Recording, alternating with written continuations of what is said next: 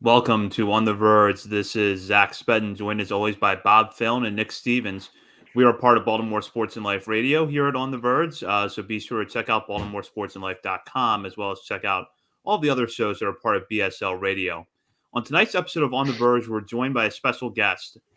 He is a instructor in the Baltimore Orioles farm system who spent the 2021 season as a fundamentals coach for the High A Aberdeen Ironbirds. He is Tim Dijon. Tim, how are you? I'm doing well. How are you guys? Thank you for having me.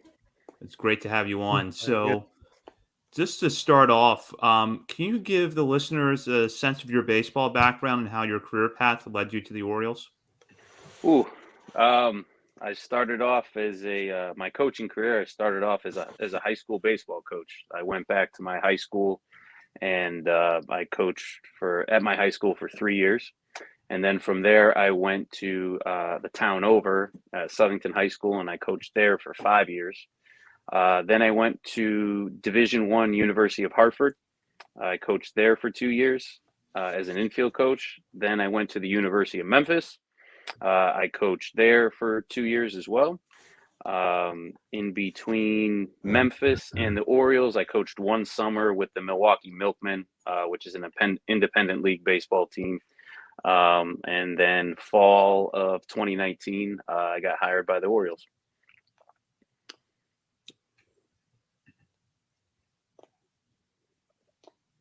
So, just last year you were with Aberdeen as a fundamentals coach. Can you give our listeners a sense of what went into the day in and out of that job? Try to get there as early as possible, but with COVID and all those protocols, sometimes that wasn't necessarily something that could happen. But I would try to schedule certain infielders every day for early work and work on whatever they needed to specifically focus on. Then we would, with batting practice, I would take infielders off to the side and start working with them because we had the turf there, so it was really nice to take a machine and do some side work with them. Then during batting practice, hitting guys fungos. When they come in, we would go over any video from the previous game if I needed to go over certain video with them, reviewing plays, complimenting them on plays that they made, or correcting them on some fundamentals that they needed to correct. And then it was pretty much game time after that. You mentioned the turf there at Aberdeen, and I know that's something you've seen a lot of, like at the college ranks and high schools that can afford that. But does that cause any issue for, like, defensively speaking, for those infielders? Does that cause any issue for those guys moving from, going from Delmarva and the Florida Complex League or the DSL, and then moving up to Aberdeen with that turf, and then when you go up to Bowie and Norfolk, you're back on the dirt? Is that an issue for anybody, or is it just guys are used to it? It has its pros and cons. The pros are you can do infield work whenever you want, wherever you want, at any time. It could pour outside, and then 10 minutes later you can be out there getting your work in. It wasn't surprisingly as fast as I thought it would be. Talking to some of the infielders, I asked them the same question. How does this affect you when we go play on the road? And they said that it actually helped them because it gave them a little bit of confidence, and they would sometimes try approaching balls in different angles that they normally wouldn't approach them on. It's part of the deal, so they better get used to it. I loved it because as an infield coach, I never have to talk to the groundskeeper about when, we're going to be out there, and you just go out there and do your thing, and you can get as much work in as you need off to the side, all sorts of different things. I've had some players really, really say that it helped their confidence, and then that would translate to when they played on grass, but it's part of the deal. So interesting. One thing that's come up repeatedly in our interviews with some of the players that we've been looking up to have on the show and some other coaches we've talked to is like this communication that between levels of the farm system. It seems like everybody's on the exact same page here, and it's not, I've done my job in high A, you're off in double A, good luck, see you later. What has your experience been like with this, open dialogue, open communication between this entire organization? I've I've been welcomed with open arms the minute that I came here. I think that there's not one coach in the organization that I don't feel comfortable calling at any point to talk to. Same thing with the players. You know, we've had plenty of players in Aberdeen this year um, that moved up to Bowie, and it wasn't like, okay, see you later. Like you said, you know, you check in with those guys, and you know, you check the box scores after the games every day to see how they did, and um, you know, and I just think it's a great group of coaches and players that, you know, we all have the same goal in mind, and we speak the same language, and I really don't get the sense of any egos. Everyone's trying to help each other out, and you know, I even in the last week, some players that I haven't talked to in a while have kind of just reached out and said hello, and that's just kind of the group that we have in this organization, both players and coaches. That's very cool. And if we get to more specific player cases, you only had him for a short time last year, but what are your impressions on Joey Ortiz, his defense? It seems like he's pretty good out there. Does he look like a major league caliber shortstop to you? I love Joey Ortiz. He's we have this thing where we talk trash to each other all the time, so we kind of have a little special relationship. He's very, very talented. He can do some things that, you know, sometimes you hit him a ball in practice or he gets a ball in the game, and you don't think that he's going to get to it, and he makes a play. He has a strong arm, uh, hits the ball really, really well. Defensively, he can get to a lot of balls, make a lot of plays. When I had him, the one thing that we really worked on was him cutting off balls in the hole with his backhand. But besides that, off the top of my head, that's the only thing I could really think of that he needed improvement with. It was sad when he got hurt. You know, we were all really, really excited for him, and you know, I thought he was primed to have a big year, and he got injured. But you know, I think he could be a very special player. I'm glad you mentioned specifically that on what you were working with him on, because on a recent episode we talked about like defensive play or just plays in general from the last minor league season at all levels that stood out to us. And the play that I initially think of all the time, I mentioned an Adley Rutschman play that was obnoxious because it's Adley Rutschman, but the next play is Joey Ortiz. It looks more like he made it look so routine, but it was that going deep in the hole, backhanded, set feet, getting the guy out at first base, perfection. He makes it look so easy out there. It's amazing to hear that. It's you know, when you try to think of one thing, you know, that's the one thing that we kind of worked on, is just trying to take a different approach angle where he's not fielding it as deep in the hole and more kind of putting his foot in the ground, taking that 45-degree angle, because he has the foot speed and the first step to get to it. So. Yeah, I guess 2022 will have to be his big breakout year instead of 2021. We're big fans of him. I hope so. He's a great kid, and he's fun. He's fun to be around. The guys like him. So I hope the absolute best for that kid. Speaking of another shortstop prospect, we got quite a few of those. But what does Gunnar Henderson have to do to be able to stick at shortstop long term? Ooh, I just think experience. You know, he's a young kid. I think that he's just going to get more and more reps and kind of figure out how to play the position. I mean, there were some times that in Aberdeen this year that we were in a shift and the ball was kind of dribbled to the other side of second base when he was playing, you know, in the shortstop position, and he just shows some foot speed, comes across. He has a super strong arm. I just think that it's just going to take a little bit more experience with him. You know, the more reps that he gets and understanding angles and how to play the position. But man, there's a ton of talent there as well. And I feel like I'm going to say the same thing about all these guys. But Gunnar is awesome. He works really, really hard at his defense. He's not one of those guys that, you know, just wants to hit. You know, he takes pride in it. And you know, as a defensive coach, you really, really appreciate that. And I think he has all the tools to be there. You're talking about reps a little bit. One of the things that Yeah, I we, think I was that. had in our minds most of the season was, how are players coming off of basically a lost 2020 season? Not every case was the same. Some players got alternate site time, like Gunnar Henderson. Others didn't. But from your position working last year, did you feel like you had to do a little bit more to help those players make up for lost time? Um, no, I never felt that. I kind of just took every day is it's each and own day. Once you try to, if you start thinking about lost time, you might rush a player and try to do too much. I just whatever I felt and they felt was needed at the time, we just tackled, you know, that task each day. You got to be careful with players, especially coming off of a lost season, about rushing them or about doing too much. Um, and my philosophy is when you're working with a player, you try to give them one or two things to focus on that day, and not try to give them a bunch of things, because then the message gets lost. So, um, no, I never felt that. Just tried to do our job every single day with the same intensity and same passion for it. So.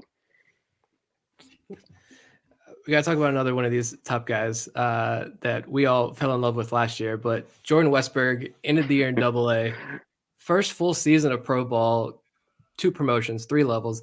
Talking about his defense first, I mean, defensively, it seems like he can fit almost anywhere: second base, third base, shortstop. He's played it all. Which position do you think suits his skill set the Oh best? man. Oh, you guys are killing me, putting me on the spot. I haven't seen him too much at second base, and he definitely didn't play first. So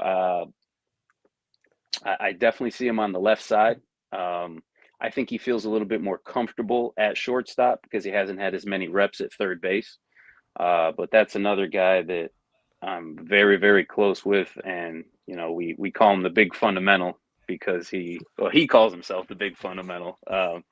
And I'm glad that he embraces that. That's a tough question. I tell you a funny story. Is in spring training, I had Gunnar and Westberg. They were at early camp, and some days it was just me and the two of them out there, maybe a couple other coaches, and I brought them off to the side, and I said, I know you both want to play shortstop, so your job is to make sure he doesn't play short, and your job is to make sure he doesn't play short at the big league level. And I think they embraced that.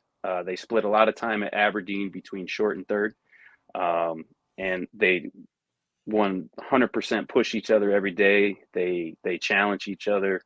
It's almost like anything you could do, I could do better. And I really do think that they care about each other, and they want the best for each other's career. I don't know.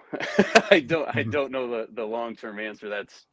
That's there's people above me that get paid a lot more money and that make those decisions. I just try to help them out for wherever they're slotted to play.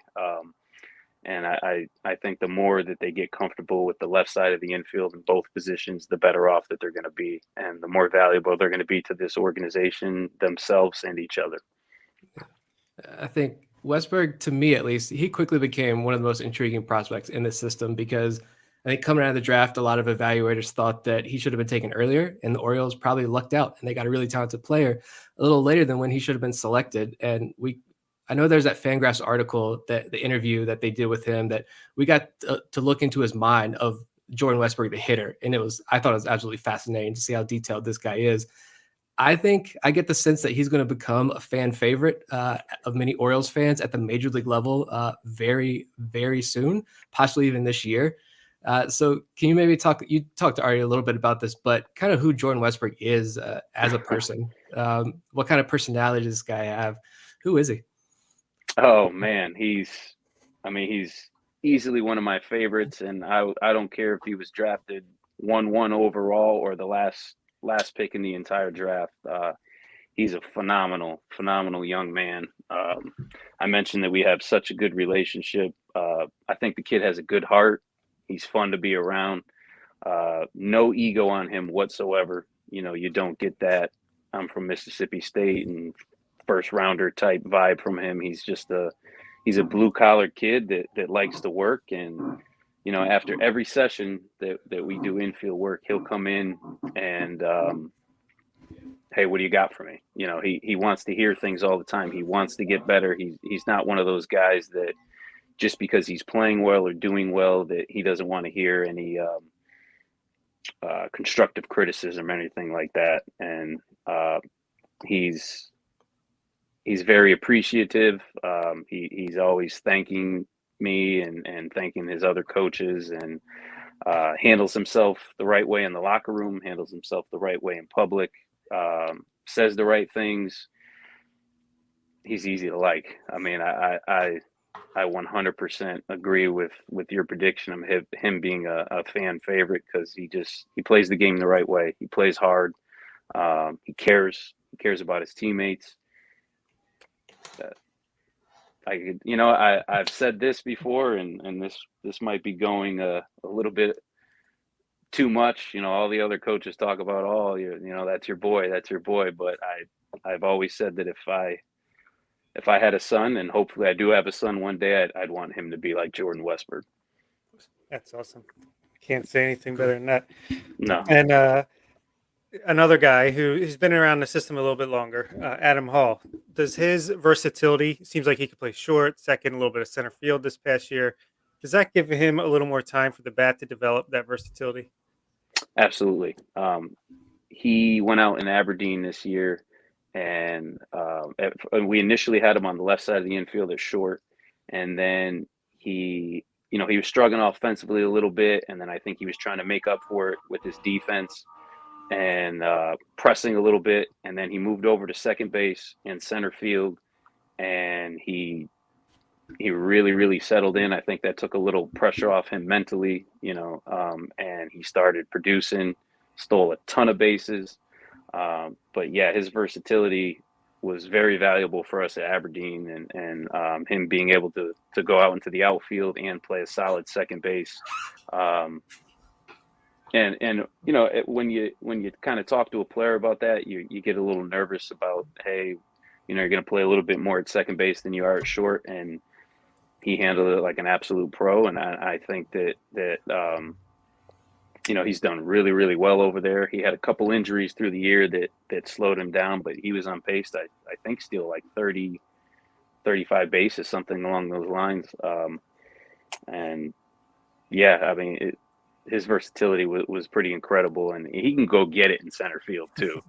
You would think that he's been playing there his whole life, but that just kind of speaks to the athlete that kid is as well. Yeah, he's pretty darn fast. It's a shame he got hurt when he did, because it seemed like he was really turning it on with the bat right around there. So, yep. And speaking of versatility, one of our patrons, Justin Daly, wanted to know which infielders in the system have the most versatility. Oh boy, man. You guys are killing me with these questions.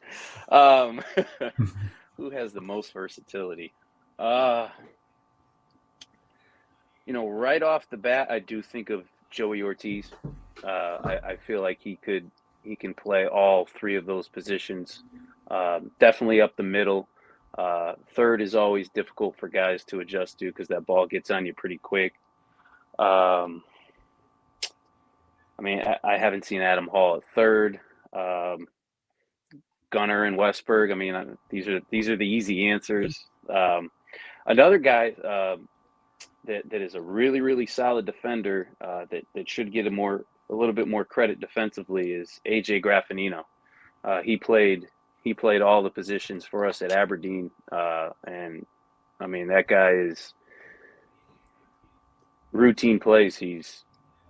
I think I remember. I think he was like, don't give me the exact number, but he didn't make one error on a routine ground ball when he played shortstop the entire year.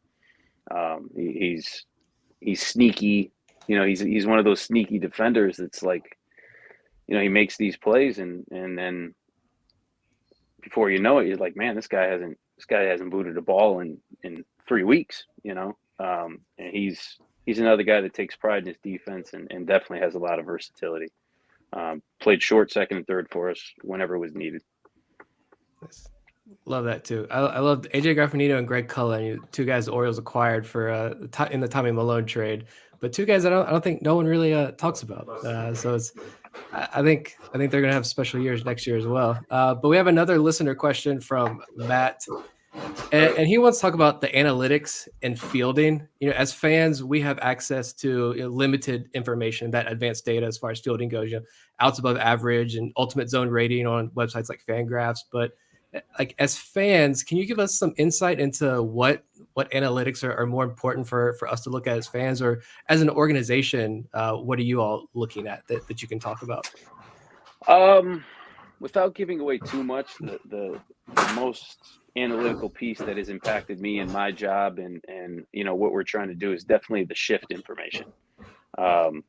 It's we spend a lot of time before a series preparing on where we're going to place these guys defensively. As far as the ultimate zone rating and all that stuff, I personally don't look at that probably as much as I should. That's for it's just something that I just go out there and try to make these guys the best that they possibly could be. And I think that the piece of analytics that's helped me the most and helped our staff and the infielders themselves is making sure that they're in the quote unquote right position, before each pitch is thrown.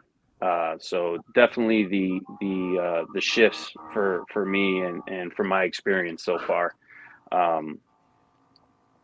Yeah. Let's talk about defense on the right side of the infield, in a position that I think a lot of, like, from the fan perspective, you say he's eventually like a first baseman. Defense in that great stigma at first base.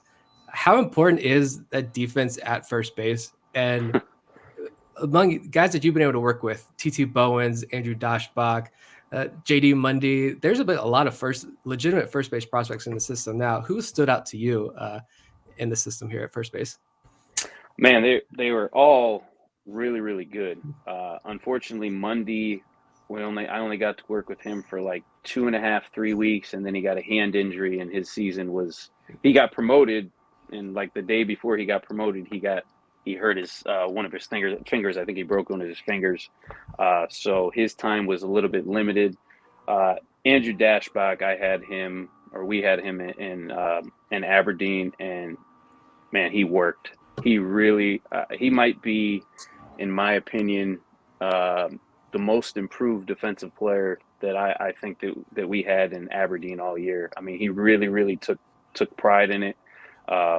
He cared so much, and I mean, he was one of our solid defenders. He picked guys up when balls were thrown low. He always knew the right position to be in. He got really, really good. And TT as well. I mean, TT, the last month and a half, he came up, and he's another guy that really, really took pride in his defense and worked on it and did extra work and machine work and picks. And man, that's a big boy too. He struggled initially offensively when he first came to Aberdeen, and then near the end of the year, he found it, and he hit some balls that was like, man, he hit some balls over the visitors clubhouse in Aberdeen and left field, and that boy can hit. And to talk about all three of those guys as people as well, I mean, they're just phenomenal people. They're great. But defensively, I really, really liked the progress that Dashbach made in his time at Aberdeen. One thing that stands out with Dashbach is the versatility factor, because he can play the outfield corners as well. But how did he maintain that while, as you mentioned, getting a lot better at first base? Well, I always wanted to steal him for defensive work at first base, but I had to remind him to, during batting practice, that get out there in left field and make sure you get your reps and it's just the thing that you manage. Sometimes when we're doing some cutoff and relays, before games, we'll throw him out in the outfield to make sure that he's throwing that distance as well. But definitely a lot of time in batting practice, just putting him in the outfield and getting his reps out there as well. I wanted to steal him for every minute I could in the infield, but had to be fair and throw him out there. I have another listener question here from David Adams. Were players in the Orioles system given an end of season report and an off season development plan? And if so, were you involved in creating them, and what does it look like for a fielder? Um, a lot of it is just making sure that when they come into spring training, that their arm is ready, and not fully ready, but just making sure that they're not sitting around. Um, at the end of the year, we did have some conversations. They have a player plan that they can access almost any time, and they know pretty much specifically what they need to work on defensively. I can tell you right now that in the offseason, a lot of the guys are going to spend most of the time hitting, hitting and lifting, and then when they're done hitting, they're going to hit some more. But for the guys that I had in Aberdeen at any point in the year, I did, make sure that we had some focuses to head into the off season with, and we're actually having a mini camp here January 25th through January 31st, and bringing some of our guys in there, spend a week with them, identify some of the things that they need to come to spring training ready to work on. Each guy's different, obviously. Even if they come back with, even if you give them one or two things to focus on in the off season and they come back better at those, you're in a great spot. Once you start getting in trouble is where you give a guy a list of, 5 things to get better at, and then he comes back and he's mediocre at all 5. So I just like to pick one or two things for those guys to focus on in the off season and tackle that. And I was happy to say that during the season, our infielders, we had 0 arm issues, 0 arm injuries. Guys never really had sore arms, from at least what I know or what they reported. And that's something that we definitely take pride in. So understanding to have their arm conditioned to a certain point when they report is very important. And, in the weeks coming up, I'll make phone calls to some of those guys, kind of reminding them and seeing where they're at and just checking in with them. And tell them to put down the bat a little bit and pick up the glove, because they all want to hit. That makes sense. We have another listener question from a patron and former guest, Vivek Shukla, who is a 2-part question. Part 1 is, which players have you seen improve the most in the infield? And then part 2 is, improving defense isn't an easy task. So what drills and techniques do you try to impart on the infielders? I already mentioned that I think that Dashback really was significantly improved at first base. And again, that is that's all from him and his desire to get better. He never shied away from it. He took a lot of pride in it. Each player is different when it comes to the things that we work on. A lot of video. We look at a lot. I've looked at every single defensive play that every infielder has been a part of in Aberdeen the entire year. I think it was over 1,400 plays that I reviewed, and the players have access to review these as well. So we definitely do a lot of video review, and then once we identify a common problem or a common issue that those players continue to come across, we will prescribe it with a certain drill or our plan of action. We definitely do a lot of machine drills off to the side so they can focus on things. A lot of soft toss fungos, so they're reading, speed and direction of the ball. Definitely working on that pre-pitch. But I think that the biggest thing for me and both the players this year was all that video review, and we had some guys in our organization that really helped with that video, collecting that video. Tegan Leader and Ryan Gall specifically in Aberdeen. I mean, that was huge. And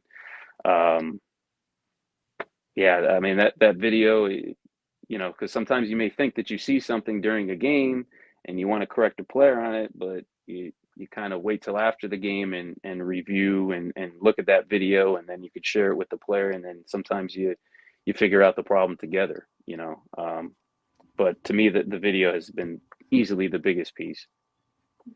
And it's helped me. It's helped me personally to get better as a coach. The more that you see it, the more you're going to see common things and be able to compare one infielder to another and compare it to guys in the big leagues. And, it just makes you better. Did you have something, Zach? Yeah, Oh, sorry no, if I cut you off. Oh, no, you're good. That just about covered it. What I was going to ask, though, were there times where you found yourself picking up things in the video that you may have missed in the game? Oh, absolutely. And I've learned to sometimes shut my mouth before referring to the video because sometimes I've said things to an infielder and he's like, I don't know if that's how it went. And I'm like, well, it's pretty sure. And then you check the video and you're like, I was wrong. He was right. But yeah, the game happens so fast, and sometimes where you're standing and you might have a fence in front of you or whatever it may be, and you might turn for 1 second and you miss a play or you only see half of the play.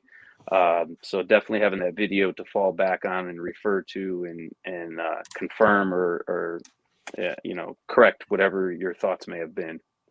And the video doesn't lie. And the best part about it was, there was often times that we had multiple angles of one play. So maybe one angle didn't give you the best look, but then you look at a different camera angle and it tells the whole story. Any way you can pass some of those camera angles from Aberdeen along next year, because it got difficult for us to watch some nights. But yeah, that's some of our guys. I mean, I know that Tegan Leader was out there every single day setting up different cameras in the stands to provide those angles. And I mentioned him and Ryan Gall were excellent with, hey, are these angles okay? And what's the best angle, for you to help evaluate these guys? So they really, really made my job much, much easier, and it benefited the players the most. Yes.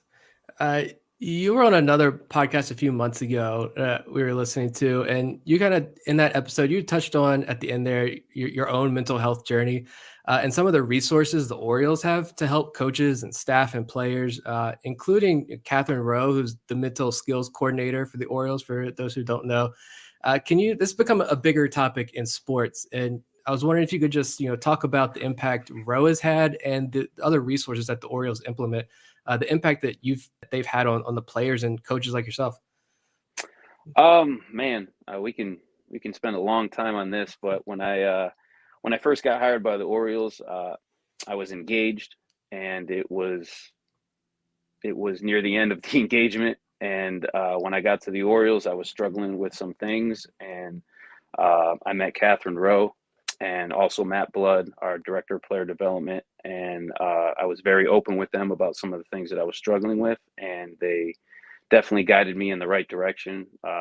Matt Blood talked about his meditation practices that he used, and recommended some things that I do with that. And then Catherine Rowe she was awesome to me specifically. She definitely walked me through a lot of things and had some great conversations. And I know that those same conversations are happening with the players.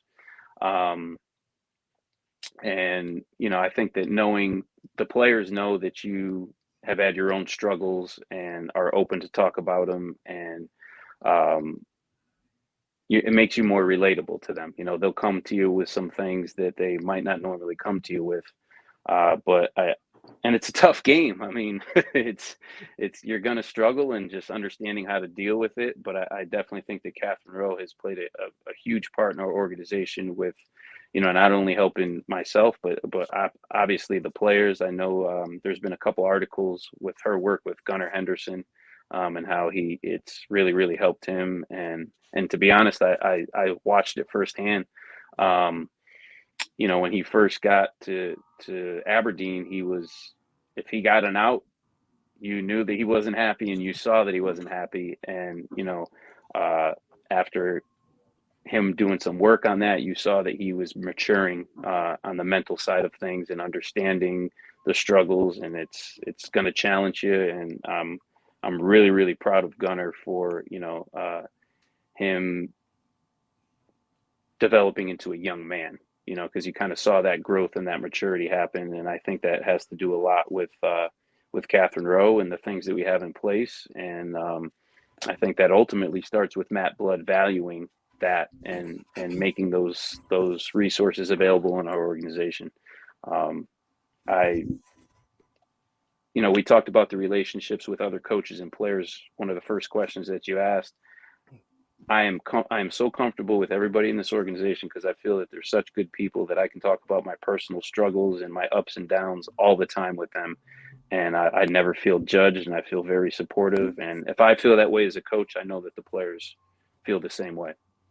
That's fantastic, and I think it's pretty easy for people to forget these prospects, these people. They're young kids growing up. They're developing as a person as well as a player.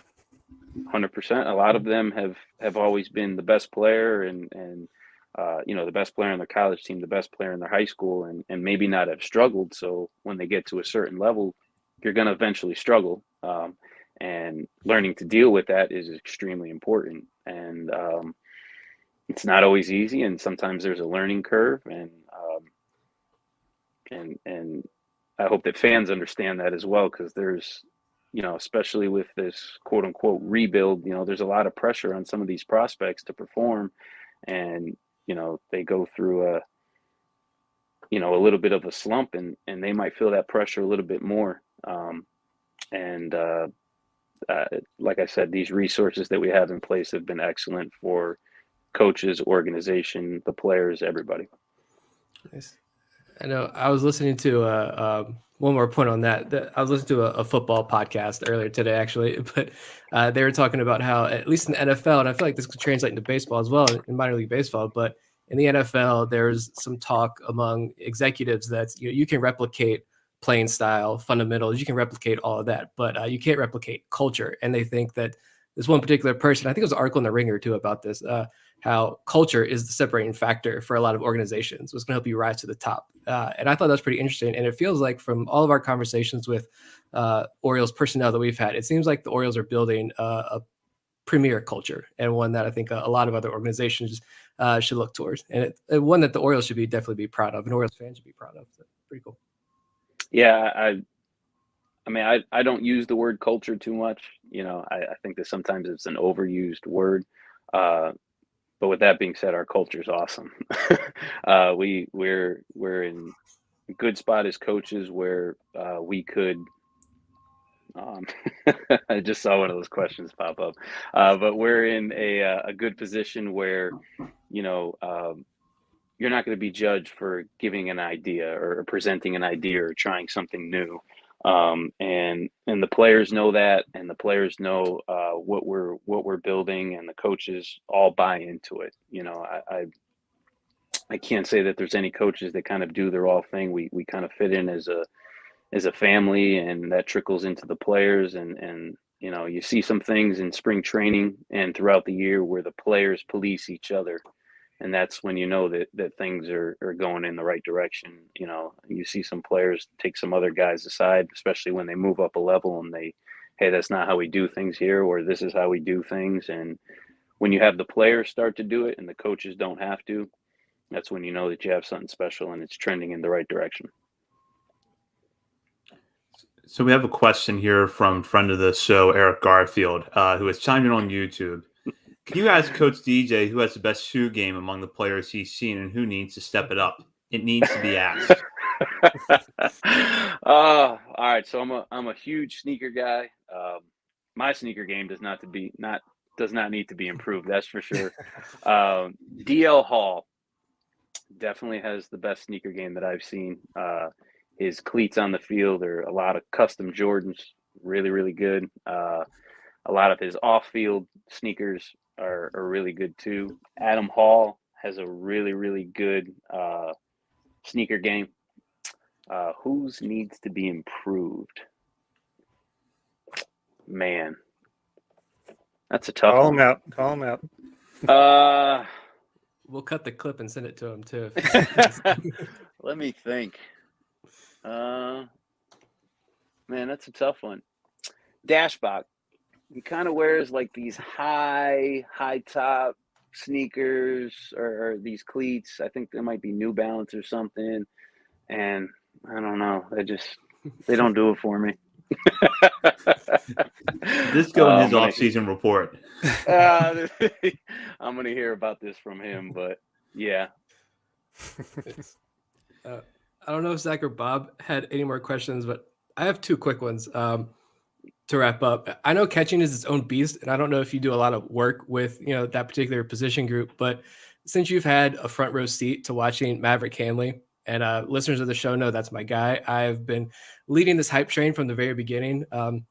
Just how good is this guy's defense and his overall ability? Because I would love to see an Adley Rutschman, Maverick Hanley pairing in the big leagues at some point, and the highlights we get to see of Maverick Hanley are just look phenomenal.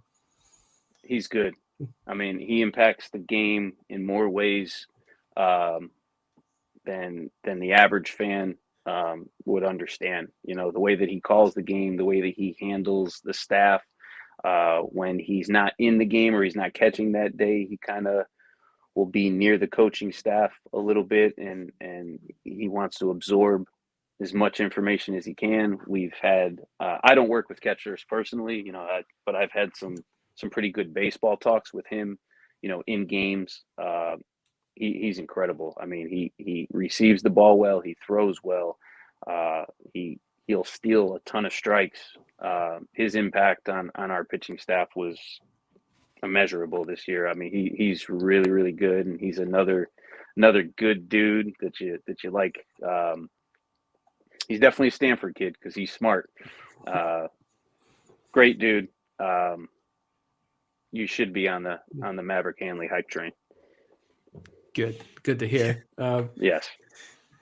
Yeah, and this isn't a baseball question, but I know you wanted to get out of here before the game tonight. We're recording Monday night, so I just wanted your pick before you go. Is it Georgia or Alabama? Man, one of my really, really close friends in the organization, a guy that I wasn't too close to before this season. He was our manager, Kyle Moore, Kamo, big Alabama guy. So I can't go against Saban. I got to ride with my man Kamo. So I'm going Roll Tide tonight. I'm definitely excited to watch this game, but shout outs to Kamo, great dude, one of my best friends in the org. So I got to roll with my guy and Roll Tide. Well, Tim, we really appreciate you. For the record, though, sorry to cut you off. For the record, I am a USC Trojans fan for college football. So I'm pretty excited that they got Lincoln Riley there, and I think in the next few years they could turn it around. So go Trojans! And I always let Hanley, Maverick, and Dashbach know that Pac-12 still goes through the Trojans.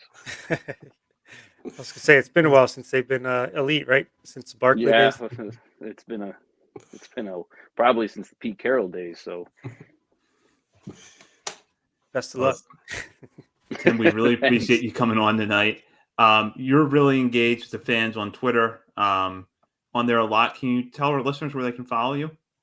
Yeah, Twitter and Instagram, they're both public. It's at djohn_5, DEJOHN_5. I pretty much will reply to anybody, whether it's a public tweet or a private message on Instagram or Twitter. Most of the time, fans interact with me about my sneakers and LeBron James because I'm a big LeBron James guy, but at djohn_5. And I'd be more than happy to it may take a couple days sometimes, but I promise you I will get back to you. Awesome. Well, Tim, thank you so much for joining us, and enjoy the game tonight, and best of luck to the Trojans going forward on Lincoln Riley. Thank you guys very much. You guys asked some really, really good questions, some tough questions that I had to stop and think about before I answered. And, we really appreciate your support in the organization, and definitely looking forward to the future, and let's do this again sometime. Absolutely. Definitely. Thank you. All right. Thank you, guys. All right. See ya. That was Tim DeJohn, the fundamentals coach for the Aberdeen Ironbirds in 2021 and an instructor in the Baltimore Orioles farm system. We're going to get into some international preview talk in a moment, as well as shout out some of our new patrons. But first, that was a great interview. Really enjoyed listening to Tim. I'll just start with Nick on this. What was kind of your takeaway from that conversation? I know he said he doesn't like to use that word culture, and I get it why. But man, the more people we talk to, on this podcast, through social media, whatever it may be, like you just fall in love with the system more and more. And Jordan Westbrook is now one of my top guys. I mean, that was a phenomenal story, conversation he had about Jordan Westbrook there. So it's great insight. And yeah, hopefully we can get some more coaches in the organization on here, because I think that's a lot of extremely valuable information that Orioles fans learned tonight from Tim. Yeah, I kind of had the same takeaway. I mean, you always hear, at least when I was growing up, even, the Oriole way, they need to get back to the Oriole way. Well, I don't know if there's ever been an Oriole way. Well, I've been an Orioles fan, but it seems like we finally found a good Oriole way, quote unquote. So yeah, that was definitely a big takeaway for me. Yeah, I completely agree. I never really understood entirely what Oriole Way was. It was like, well, you developed a lot of good pitching on and on, but I think there is something to be said about a winning culture, or whatever word you want to use there. So, absolutely great to hear from Tim tonight. And before we get into our international preview, we do want to shout out some new members of our Patreon community. We do have one here at On the Verge. We normally shout out the new members at the top of the show, but we wanted to get into our interview with Tim tonight, so we're going to do it now before we jump into our next topic, and I'll let Bob do the honors here. Yeah, absolutely. And Lee Gaines is the new patron first and foremost. Thank you so much, Lee, for joining. And he was a AAA member. Now he's $10 pledge, and he actually made a huge commitment to us and paid for a year up front, which we should mention. You can do that. It will save you a couple dollars to do it that way. And your commitment's pretty safe. We're not going anywhere, but greatly appreciate that. That takes a big step. Yes, thank you, Lee, for your support, and thank you to all of our patrons for their support, as well as all our listeners here at On the Verge. The international signing period will start on January 15th. This used to be a dead spot in the calendar every year for Orioles fans. You knew it was coming around back when it was on July 2nd every year, and nothing of significance would happen with the Orioles. That has been changing in the last few years, and there are more signs of that this year because the Orioles are linked to three very notable prospects ahead of that January 15th deadline. Now, mind you, as we talk about these players tonight, they're not officially Orioles. And anything could happen, but the expectation is that when the international signing period does officially begin, they will sign quickly. And one of them is Cesar Prieto. News broke over the weekend that Prieto, who defected from Cuba last year, is expected to sign with the Orioles. 22-year-old has been called a very good pure hitter in most scouting reports. Doesn't seem to project for a ton of power, but would bring in another good infielder into the system with a very good hit tool. 22 years old. Remains to be seen where he would start if he joins the Orioles. But starting off with the players that are expected to sign with the Orioles, we'll go to Prieto. And Bob, we had this news come in a few nights ago. Kind of a surprise because Prieto had really not been linked to the Orioles until very recently, just within the last few days. And as you've tried to learn more about him as a player, what have your impressions been? Yeah, that was fun because we've heard the same two names over and over again for quite a while now that the Orioles look like they're going to sign when these things are announced. So then when this announcement came out from on Twitter, we're getting this defected Cuban middle infielder who's 22 years old, so he's more advanced. He hopefully will not need the 5-6 years in the minor leagues to make an impact at the major league level. And the more I saw, the more I liked. I mean, it said we're going to be signing him for around $650,000 to $750,000, but because he defected late into the signing period, he really could have got somewhere in the neighborhood of $2 million. I saw somewhere, and I mean, if you can get that kind of talent at a good price, just because he doesn't want to wait another 6 months to a year to get into professional American baseball at 23 years old, then you got to do it. And it seems like he's got elite bat control. Like he only struck out like 6 or 8 times in hundreds of at bats this past season, and it seems like he's got a great hit tool. Not a ton of power, but doesn't walk a ton either. But if you're not striking out and you can just hit the ball to all fields, it's kind of like a poor man's Taron Vavra up there. So you got to love it. More infield talent in this system. You can never have enough. Yeah, I think he's going to be a very fast riser. And I think between all three of these guys we're going to look at briefly tonight that we know are connected to the Orioles, I think Prieto might be my favorite, to be completely honest, just because, like Bob mentioned, he's reportedly signing for around $650,000 to $750,000. I've seen both numbers, but yeah, it's all timing issue. If this is a normal cycle, this is a guy who, and I wrote it down here. Where'd he go? James Fox over at SoxProspects.com, White Sox blog and a podcast, just like us, except White Sox version. Yeah, he did a quick write-up on Prito and said like the White Sox were interested in him, but they had no money. All their money was tied up. Like most teams, their money was already tied up. So they weren't going to grab him. The Orioles did. When you're labeled the best pure hitter in Cuba, according to Fangraphs, and his stat line last year in Cuba, 403, 463, 579, with 21 doubles, 7 triples, 7 home runs, 31 walks, 11 strikeouts in 74 games. Like that's as a 21-year-old in the top league in Cuba. So I'm paying attention to that. I've heard rumors of there possibly being an international signee participating in camp in a couple of weeks. And I have to wonder, this is all speculation on my part, you have to wonder if it's Prito, if he's already going to begin working out, if he does sign on Monday. So I don't see any reason why he couldn't start in Bowie next year. I mean, it's probably high A. You get the feet wet, get used to the pro ball over here, but this could be a guy that starts in Bowie next year for the Orioles. Yeah, credit to Francis Romero over at MLB.com who broke that news a few days ago about Prito. There had been a few other teams linked to him last year. I believe the Astros were one of them. Nick mentioned the White Sox. I did want to throw this out about Prito because it seems like the signing bonus reported it somewhere between $650,000 to $750,000, and the fact that he signed at the Orioles is catching a lot of people by surprise. And one of the things you're hearing out there is, well, maybe the Orioles are offering Prito a quicker path to the major leagues and what some of the other organizations could give him. Do you think that's necessarily the case? I could see maybe his representation thinking that, looking at the major league product and saying maybe my guy can beat these other shortstop prospects to the bigs, get established and kind of get a holding in there. But I think probably it's just the fact that the Orioles can offer him the most money right now. I think that's probably the most important aspect when it comes to this, but who knows? Yeah. And I mean, the other two guys we're going to look at are supposed to sign, at least one of them is supposed to get the biggest bonus in Orioles history. But even so, like the Orioles also have that money. Like Vivek's comment there earlier, we're not trading that bonus slot money anymore. We came into the period one of the biggest signing bonus pools, and yeah, we're giving out bigger contracts, but I'm interested to know like what does the rest of the class look like? How big are these signing bonuses? Because yeah, we're getting bigger players and more well-known players internationally, but at the same time, like there hasn't been enough time to form those relationships because you're cracking deals with these kids when they're so young. And I don't think there's been enough time to really establish a full presence over in these countries yet. So, the Orioles probably had extra money lying around because of that and were able to grab Prito, maybe, but could have offered that promise of, hey, we might start you in AA or high A, and you could be in the major leagues in 2023. It could be.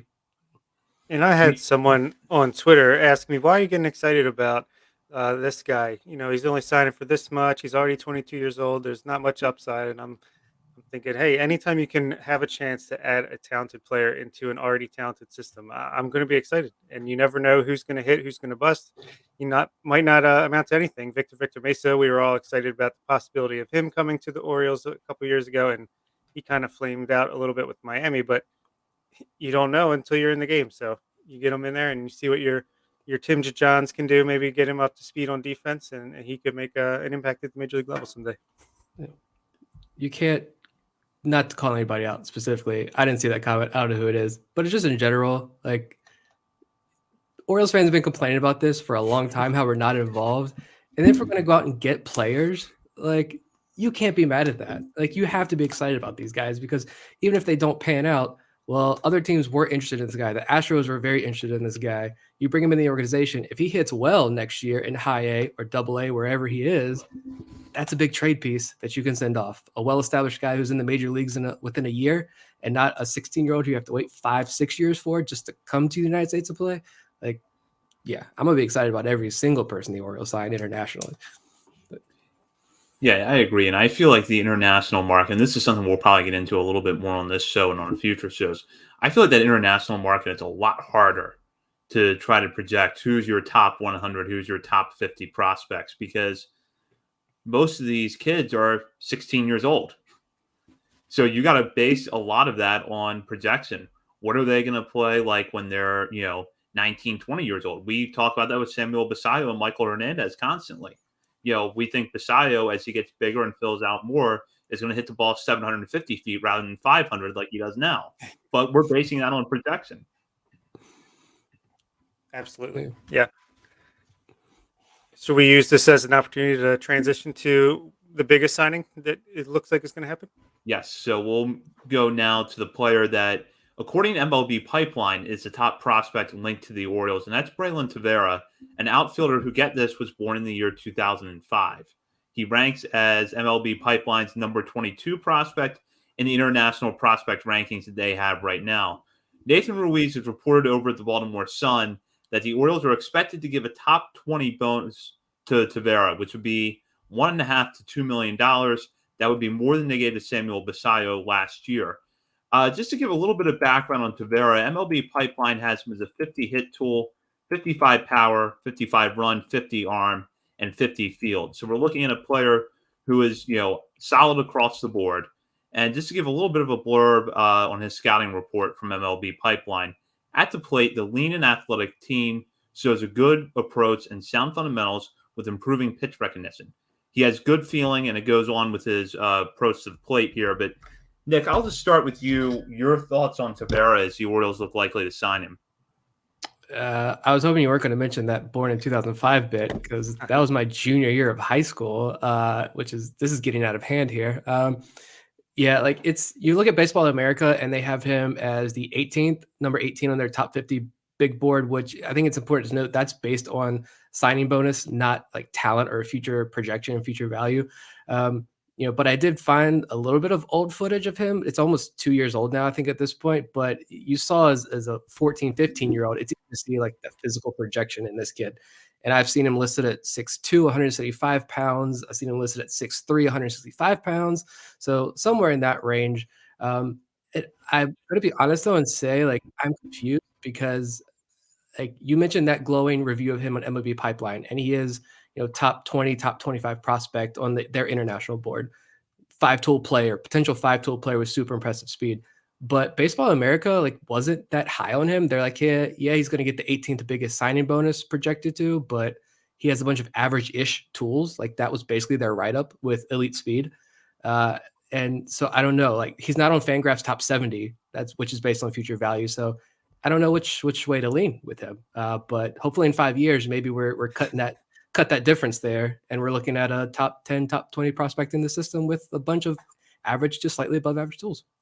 I mean, I'll take an outfielder who's major league average right around at every tool. I mean, that sounds like with the lead speed, it kind of sounds like Michel Deson right now. I mean, kind of similar type of player. So, yeah, this is a kid who was in the Dominican Prospect League for a while now. So he's been around, definitely a name people should know if they follow that kind of thing. I actually just picked up a couple autographed baseball cards of his in time for the signing period on Friday. So, or Saturday, whenever it is. So yeah, I'm excited about him. I don't know. I kind of was. I think I was more excited about Basalo and Michael Hernandez the last time, just because I feel like you can more easily picture the kind of players they could potentially be down the line. An outfielder with average tools across the board. It doesn't get you as excited as a guy with humongous power or the next Manny Machado, which were kind of the taglines for the last couple guys. But it's definitely exciting. You get these guys, if they're spending that much money, it's for a reason. I trust Kobe Perez and company to know what they're looking at, and we'll see what happens. Yeah, Bob, it's interesting you bring up today's show. And that was kind of where my mind was going, because right now, Nick mentioned the height weight listings for Tavera are kind of all over the place. MLB Pipeline has him at 6'3", 165 pounds. And when we talk about Deson a lot, we're talking about a guy that has above average tools across the board. And you're wondering, how is his power going to project?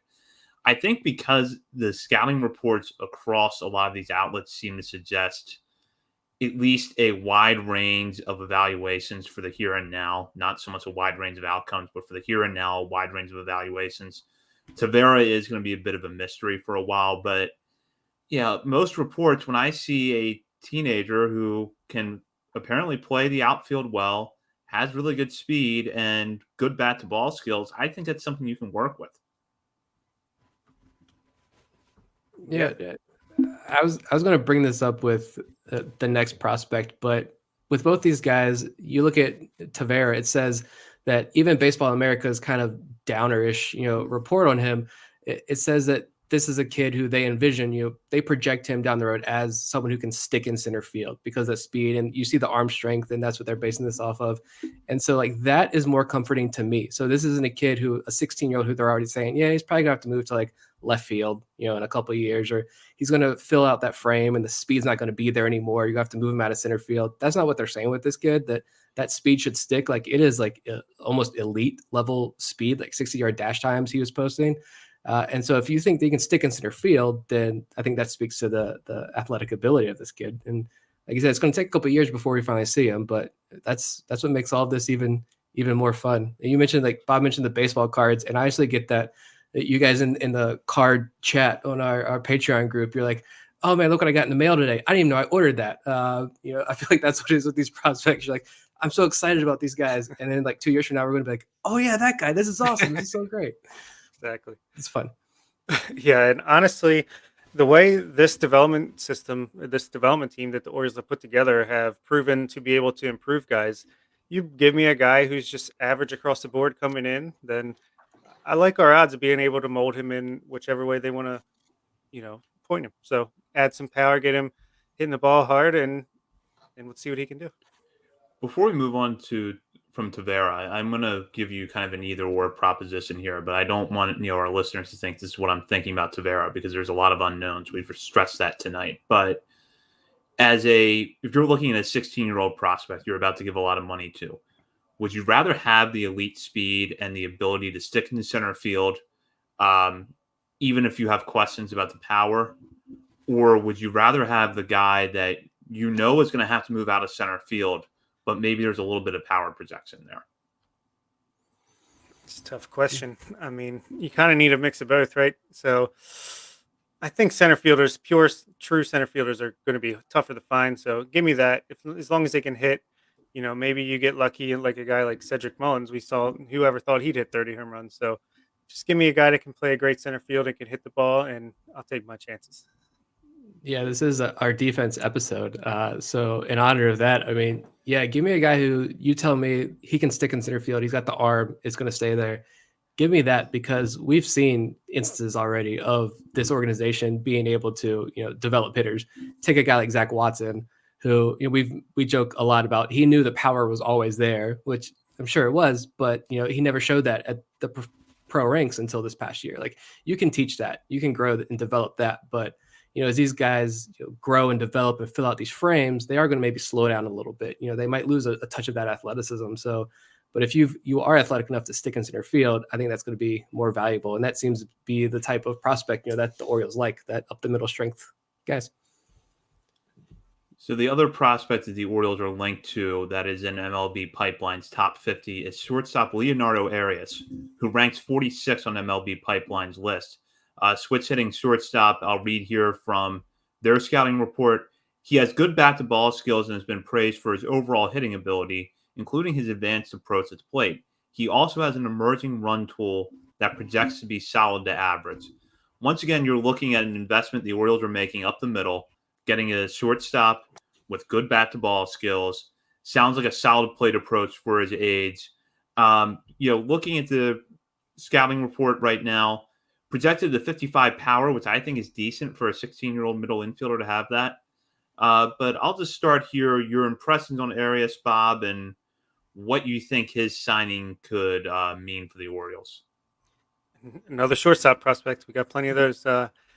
You can see what the Orioles are targeting. You kind of hear it with every guy. Bat-to-ball skills. They want guys that can just flat out hit. In general, I think that's a very important tool to come in with, and then they can try to muscle them up, get them to drive the ball a little bit more. So, yeah, switch hitting guy up the middle. I'm never going to be mad about it. Just keep piling those guys in and see who is the king of the hill at the end of the day. I'm excited about him. Yeah, I think every report I've seen, they like the power from both sides. They like the feel for contact from both sides. And so I think if you're looking at a 16-year-old kid who they feel confident in being able to hit from both sides and is already kind of an advanced hitter, I think it was MLB Pipeline or somewhere that said he might have been one of the more, I can't remember if it was Arias or Tavera, but MLB Pipeline said they were one of the probably the more polished players. When you're talking about 15, 16-year-old kids here, he's one of the more polished, well-rounded players in this international class that the Orioles are grabbing here. And I know at Fangraphs, they gave him a 40+ future value grade, which like that would put him between like 12 and 17 in the Orioles system. They have Kobe Mayo, which I think there might need to be an adjustment there, 40+ future value grade there. But Kobe Mayo, Connor Norby, Servideo, Adam Hall, Jemai Jones, and Reed Trimble are the 40+ future value prospects currently in the system. So if you're going to add that, and Tavera might be even higher ranked than that. And then is Prito a guy who slides into the top 30? Is he that high? He could be. I think he was also like a 35 or 40 future value grade on Fangraphs. He was 40+ as well. So this could be like 3 top 20, top 25 prospects that the Orioles are adding to the system, which is already the number 1 farm system in baseball. So, well, last year we held out on completing our top 30 because of the reports that the Orioles were going to sign Michael Hernandez and Samuel Basayo. Both ended up ultimately in our top 30. Now we're doing a top 50, and we're waiting for all 3 players this year to presumably sign with in the system. I'll be honest, I still don't know where I'm going to put them just yet, but it seems like for the 2 of you, Nick and Bob, you're already starting to think where they might fit in this organization. Oh yeah, wheels are definitely spinning ever since I've seen these reports, like for even with Tavera and Arias for a while now. So yeah, I'm still not sure. It's going to be fun to figure out, and I'm curious to see where you guys put them as well, and then where they stack up when we put our list all together. It's the most difficult part for me is like I sit down with our list and I say, I think I start off by saying like I like the high floor guys more, and then I get to like Kobe Mayo and like that 8-9 range. I'm like, look at all these high stealing guys. I want to push them up. So my plan just goes to shreds after like top 6 or top 7. So I feel like it's going to be like that with Tavera and Arias. Like Arias, is he a top 30 guy? I don't know. But you look at that upside, I'm going to want to put him in like the top 20. So yeah, a lot to sit down and think about. And we'll learn more. Hopefully we learn some more, a lot more next week about all these guys the Orioles signed. Seems like Freddie Galvis upside for Leandro Arias. I'm calling it now. I mean, that is true. Once they're in the system, I think that we'll start to get a little bit of a better feel for at least what the immediate development plan is. Because I know, like with Arias and Tavera, they're probably going to start off in the Dominican Summer League this year. But with Prito, it seems like there's a pretty solid chance that he's going to start with one of the 4 full season affiliates. It's just a question of which one. Yeah, my first thought was Aberdeen, but I could see him starting in Delmarva or even Bowie or Norfolk. Who knows? I mean, how polished he is. I mean, he's playing in professional league down there, so it'll definitely be interesting. I have no idea where he's going to start, but it'll definitely be full season. Do you feel like this is already blowing up your projected rosters? Yeah, I have no idea. I'm glad I posted it before the signing was made official. I think I saw like they compared the pro league in Cuba to like high A. I don't know if you guys have seen that as well, because I know people like to say, like, what does this translate to in stateside? And I've seen a lot of high A comparisons, and he excelled pretty well there. So yeah, if I bet money, I'd say Prito probably does start in high A just to get used to everything. But if he's there, he's probably not going to be there for very long before he's in Bowie. And like I said, this could be a guy 2023, a 2021 international signing who's in the major leagues in 2023, if all goes right. We're looking way ahead here, but it's a high floor guy, at least, that fans could probably get excited about pretty quickly. Yeah, absolutely. So it's exciting to be able to talk about international free agents. And, we mentioned 3 players tonight. There's a very real possibility, though, that there are some names that come out of this year's class that don't necessarily attract a lot of attention right away, but that a year or 2 down the line, we're talking about a lot more. So be sure to really check that out when we roll around to January 15th. And we'll have more on that next week when we're back on the air with a new show on Monday night. Before we wrap up for the night, though, Nick, Bob, a lot we've talked about tonight. Any final thoughts? I mean, like I said, every interview we do, every episode we do now, as it's getting colder and colder here, at least in Virginia, I'm getting more and more excited for baseball, for sure. And that interview definitely sparked that again. But I guess my final thought would be like, my heart wants to say go Dogs tonight, but I got money on Alabama, so I'm rolling with Tim and saying Roll Tide. Yeah, I think that's funny. We're gonna have a great month of January, and then February is spring training, even if it's only minor league spring training to start. So just getting more and more excited for baseball every single week, and I'm just loving what we hear from all of our guests, as we've said. And yeah, I just can't wait for baseball to be back. Yeah, absolutely. And, it's fun to be able to talk about things that are not affected by the lockout, one of which is international free agency and the start of the minor league season. So we'll definitely be back here week after week at On the Verge. We'll be back next week. In the meantime, continue to follow us on Twitter at BSL on the Verge and check out Baltimore Sports and Life for the latest articles on the Orioles, Ravens, Terps, and more. There's even a sports media story up there today about the Athletic sale to the New York Times that is worth checking out. So while you're on BSL, head over to the message board and join a discussion with fellow BSL readers, as well as some writers from the site. We'll be back next week. But until then, for Bob Fillon and Nick Stevens, this is Zach Spedden. You've been listening to On the Verge.